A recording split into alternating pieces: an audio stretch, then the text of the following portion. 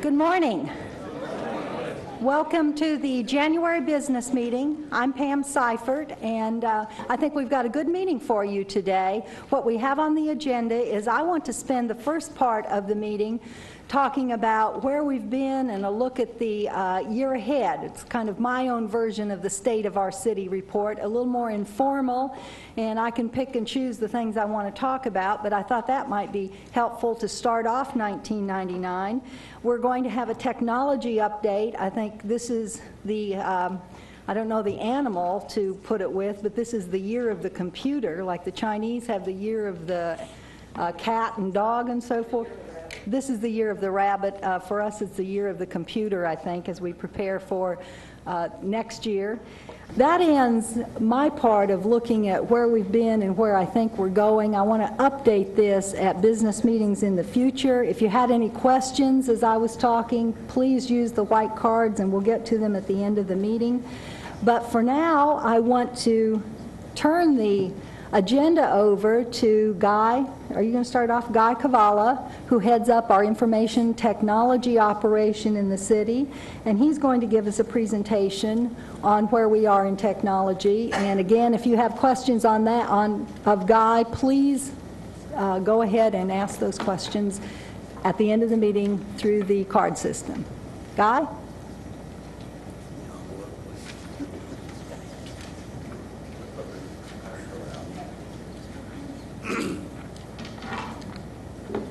Oh, good morning. Like Pam, it's nice to see so many people turn out for today's presentation on the menu, and also you get a few other things along the way, like where we are citywide.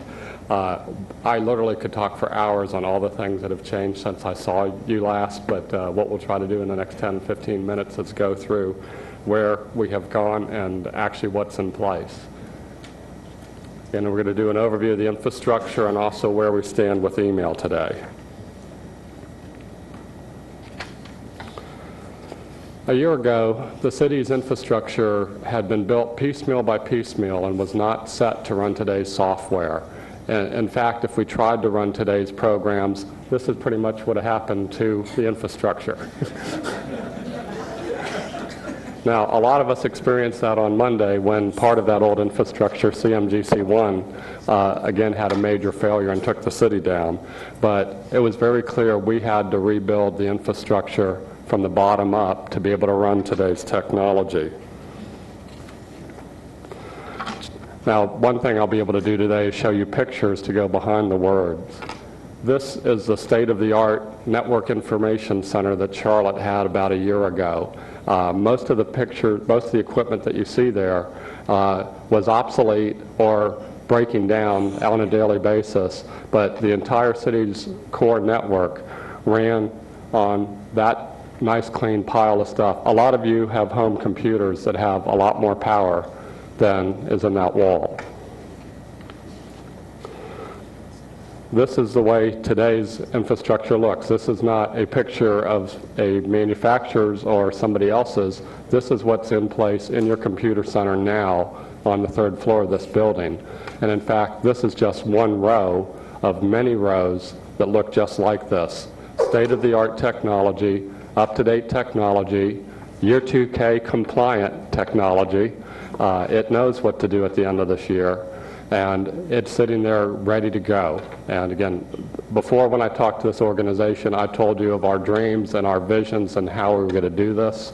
Today I want you to see that it's there, and this is part of it. A lot of people know that we've been involved in rewiring and rebuilding the city, but the scope of this project is a lot broader than anybody ever realized. We're actually touching 64 citywide buildings in this project, and I'm pleased to report that today 80% of that project is now complete, and it's also complete ahead of schedule and on budget. We are done with this building. Everybody in CMGC1, this is done.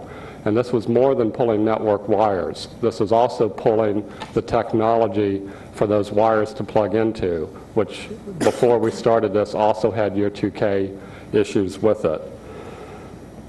The Government Center, Old City Hall, the CMUD campus, A number of the fire stations and other remote buildings are already wired today. And I said 80% already done.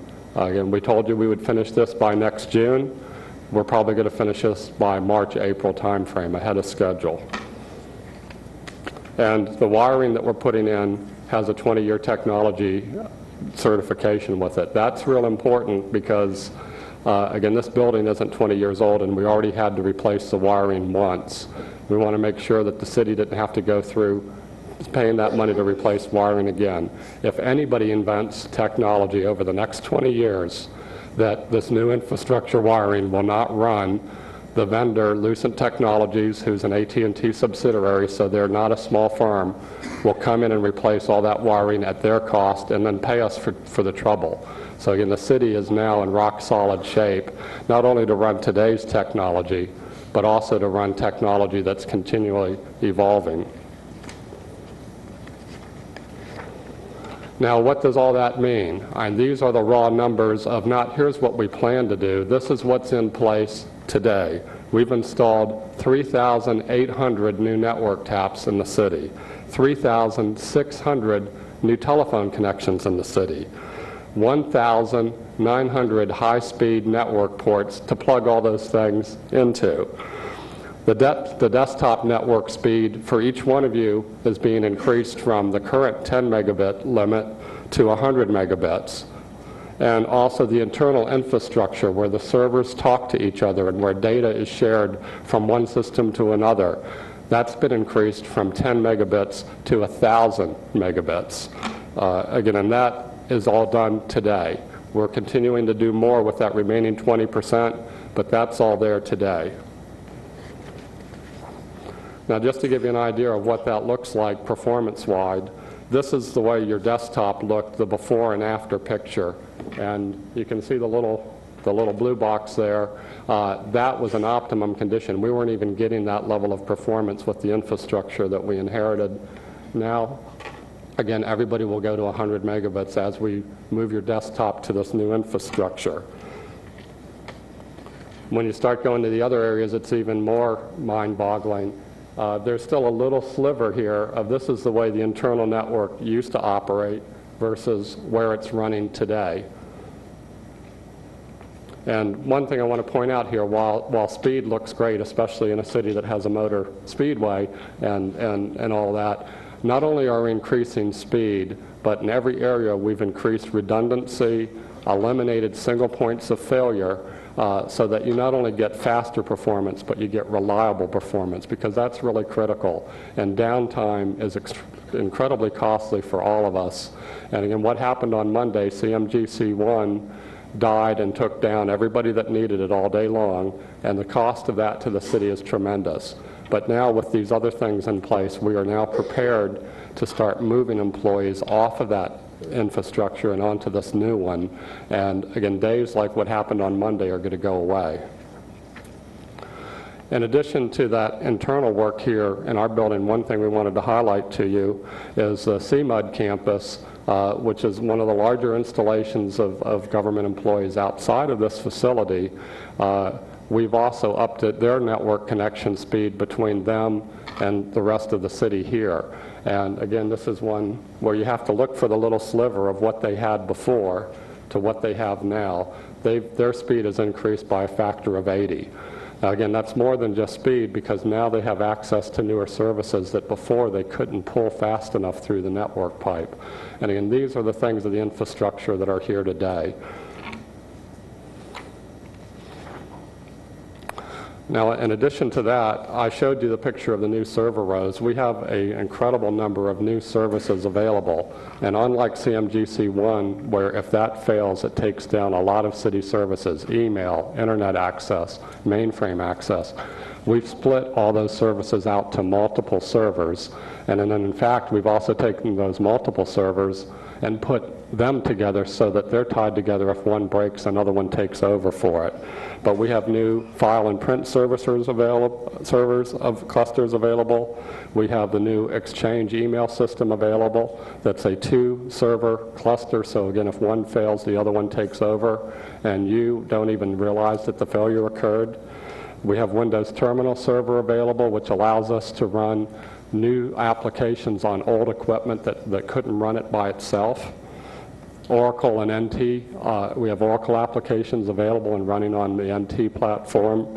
We have a mainframe access server so that you have another way to get to the mainframe other than going through CMGC1.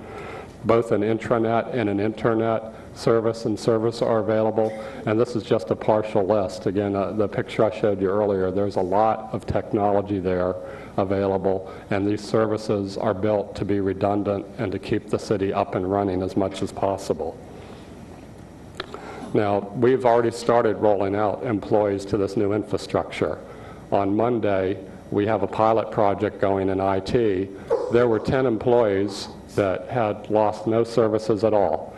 They had email, they had access to shared network data, they had internet access, they had mainframe access. CMGC1 was down, but it didn't even impact them.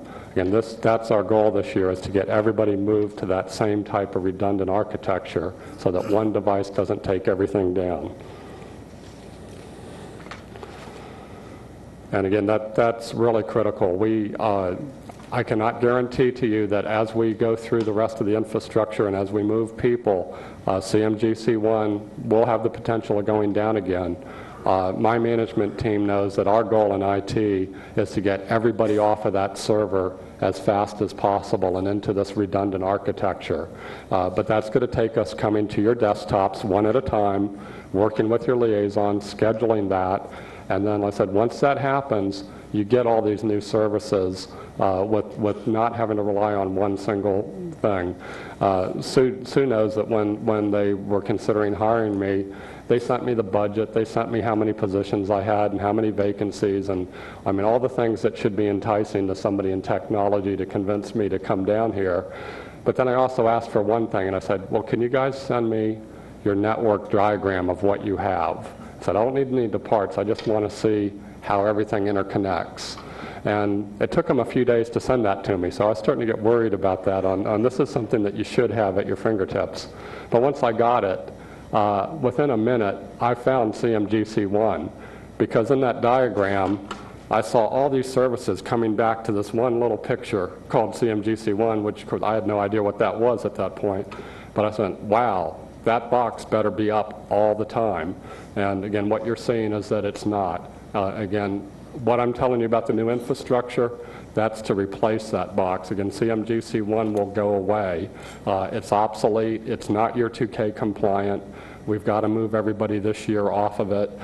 IT fully believes that we can do that with you very easily this year. But again, the new architecture is going to be totally different from what you've seen. And then the rest of the time, I want to move along with email and give everybody an update on that. Again, right now, the city has 15 or 16 different post offices that sometimes talk to each other and sometimes don't. What we're doing is replacing that citywide spread out system with a centralized Microsoft Exchange server. Exchange is the top selling application server for corporate America. People love it when they see it. We have that set up in a redundant cluster so that, again, if there's a failure, it'll have to take 2 servers down before you even see an impact on your email. Again, IT is doing a pilot rollout now.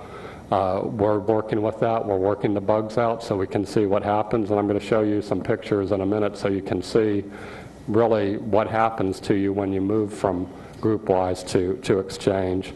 But again, our goal is we've got to convert the entire city this year. The GroupWise server is not Year 2K compliant. You have to be changed anyway, and the decision was made, since we have to go change anyway, let's go ahead and make it better. GroupWise market share has shrunk to about that. And again, Microsoft right now, while they're very popular with the Justice Department, they really have become a de facto corporate standard, and everything that we can do in GroupWise, we can do with Exchange and Outlook, and you'll be able to do a lot more. But again, our goal here is to get you moved off of that this year, because the current system is not Year 2K compliant, and that's got to be taken care of. Now, some of you may not want to get email anymore, and you'd like to see Year 2K stop you from getting email, but that's something that we're not going to be able to do with you with technology. Again, when we get operational, after we complete our pilot, IT with our contractors, we fully expect to be able to move 100 people a week to the new infrastructure. So again, this isn't something that we're right now planning to still be moving you in December. We're expecting by the middle of summer, we'll be done doing this for everybody. Now, let me give you an example of one of the rumors that we've heard is that when this happens to you, you lose everything. Again, we've worked very hard for that not to happen. Every email that you have right now in GroupWise will convert to Exchange. We are going to ask people to please do some spring cleaning before you get moved, because if you have email talking about a KBU picnic 2 years ago, and GroupWise, that's going to come with you to Exchange. So we'd like you to do some house cleaning, but you're not going to lose a single thing. The other issue that's come up is that people will lose calendars. Again, a picture's worth 1,000 words. Let me show you. Here's a calendar in GroupWise. Again, most of you should be familiar with that type of look. You'll see there's some conflicting meeting here where somebody's scheduled to be 2 places at once, which with me, that happens all the time. I need to be in about 10 places at once. But this is what you're used to seeing. Now, here's the same calendar in Outlook. You'll see that it's nice little boxes instead of little bars, but every single message and every single description on that calendar appointment that was in GroupWise comes over to Outlook. Even any little notes or any little tidbits that you have with it. Again, it's a totally non-destructive move.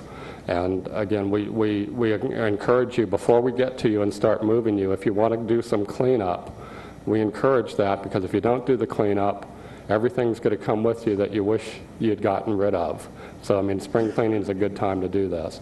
But again, this will be a non-destructive move. Everything that you have, appointments and email, will move with you to the new infrastructure with Outlook.